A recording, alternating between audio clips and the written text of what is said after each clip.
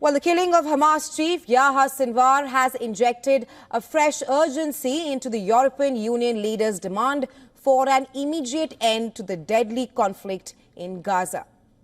Since the start of the war after the October 7th attacks, the 27 EU members have been criticized for the weak response to Israel's relentless bombardment of Gaza. It is only when faced with the growing prospect of a widening regional war in West Asia that prominent EU members like Italy, France and Germany decided to impose an arms embargo on Israel. And now, with the killing of Sinwar, all three have united in stating that a ceasefire is imperative, now that the man responsible for the start of the conflict is no longer alive. In a statement after Sinwar's death, Italian Prime Minister Giorgia Meloni said, with the death of Yahya Sinwar, the person principally responsible for the October 7th attacks, a new phase must begin.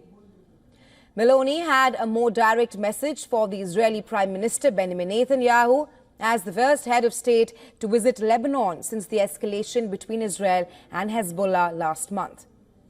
Meloni slammed Israeli attacks on UN peacekeepers as unacceptable after the UN force accused IDF troops of firing at their positions in South Lebanon.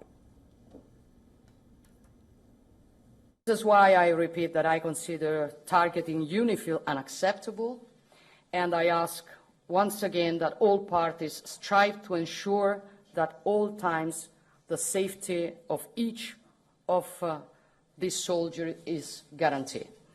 This is also why I'm convinced that UNIFIL must be strengthened.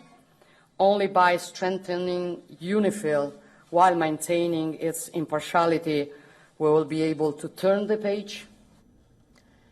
French President Emmanuel Macron said the same thing like what Meloni said, posting on X.